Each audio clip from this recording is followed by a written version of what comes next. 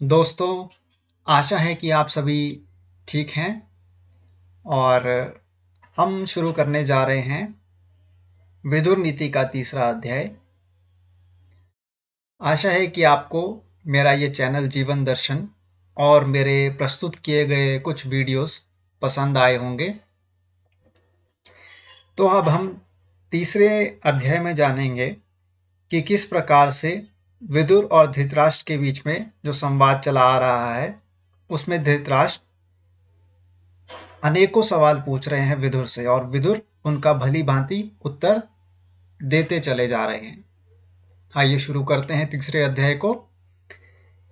विदुर ने धृतराष्ट्र को सही और गलत का भेद बताया।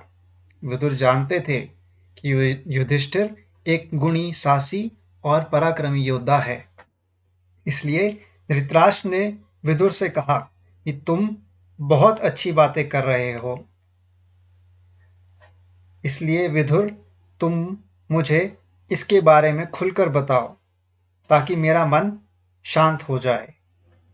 विदुर कहते हैं कि सभी तीर्थ स्थलों में स्नान करना तथा प्राणी मात्र के प्रति दया का भाव रखना, इन दोनों बातों का समान पुण्य मिलता है, लेकिन इन सब में दया भाव सबसे उत्तम है।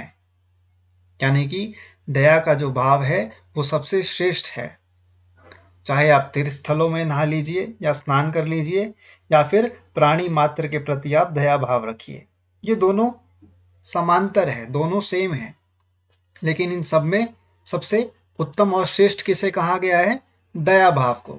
और दया भाव किसके प्रति? प्राणी मात्र के प्रति।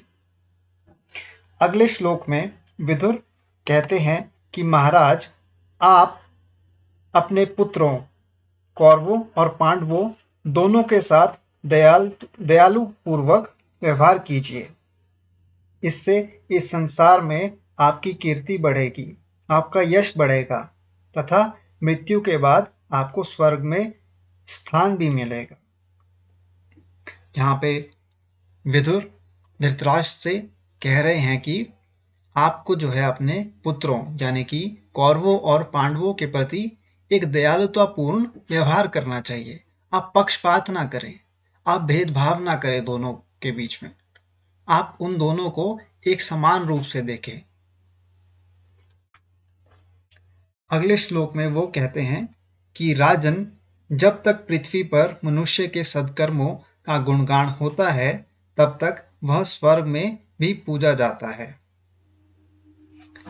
इस विषय में एक प्राचीन कथा का उदाहरण अक्सर दिया जाता है, जो विरोचन जो कि एक राक्षस पुत्र है, केशिकी जो कि एक सुंदर कन्या है और सुधन्वा जो कि एक ब्राह्मण पुत्र है, उसके बारे में एक कथा है, एक प्राचीन कथा है। उस कथा को अब विदुर कथा के माध्यम से धृतराष्ट्र को समझाने की कोशिश करेंगे। तो आइए इस कथा को सुनते हैं।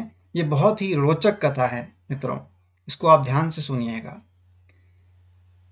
पुरानी बात यह है कि केशिकी नाम की एक सुंदर कन्या है जिसका स्वयंवर होने जा रहा है और उसे एक उत्तम वर की तलाश है।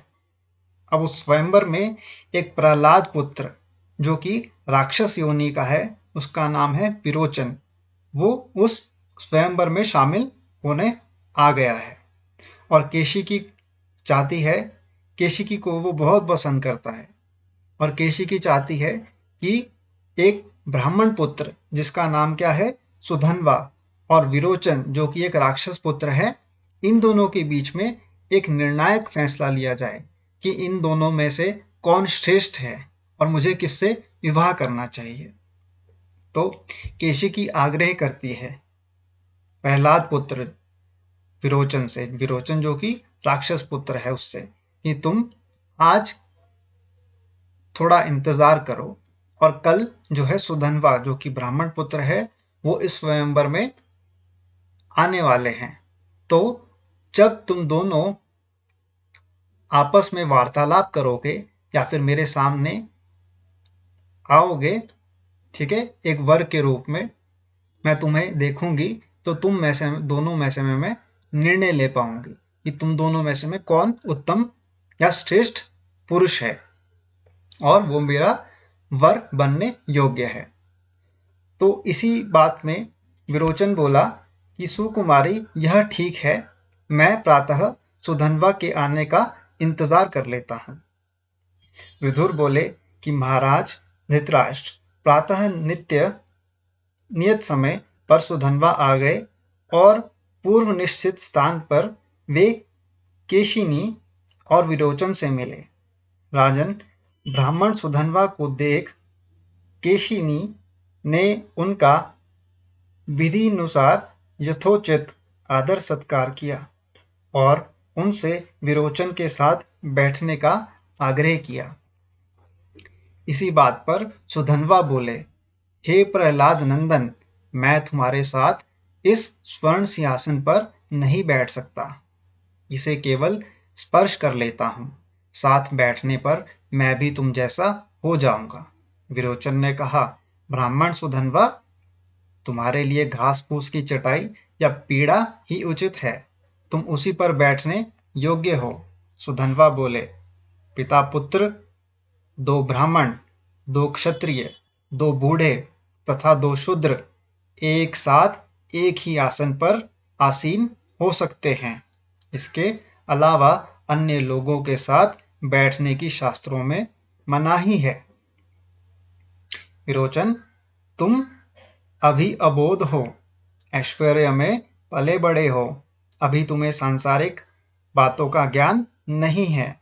तुम्हें यह भी नहीं पता कि तुम्हारे पिता प्रहलाद मुझे आसन पर बैठाकर स्वयं नीचे बैठकर मेरी सेवा करते हैं।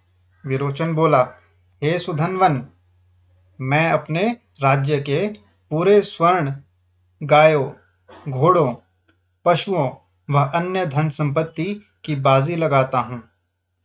हमें किसी विद्वान से चलकर पूछना चाहिए कि हम में से श्रेष्ठ कौन है।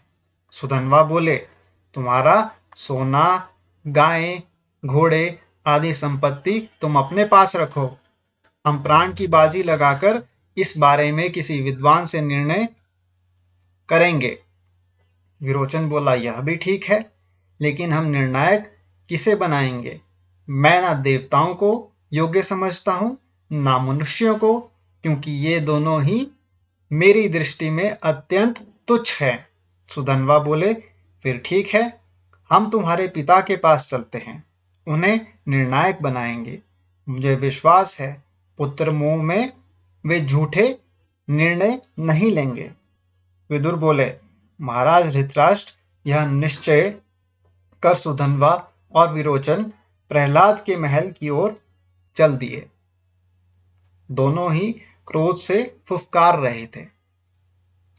तो आपने मित्रों इन श्लोकों में यह पाया कि दोनों, एक ब्राह्मण है और एक राक्षस योनि है।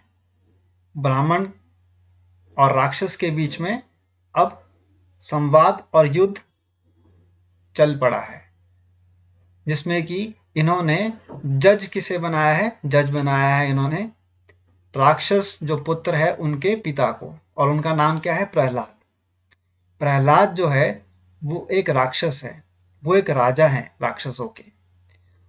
उनको इन्होंने अपना जज नियुक्त किया है और ये जज अब बताएंगे कि सुधन्वा जो कि एक ब्राह्मण है और विरोचन जो कि एक राक्षस पुत्र है, जो कि पुत्र किसके हैं? यानी प्रहलाद के पुत्र हैं।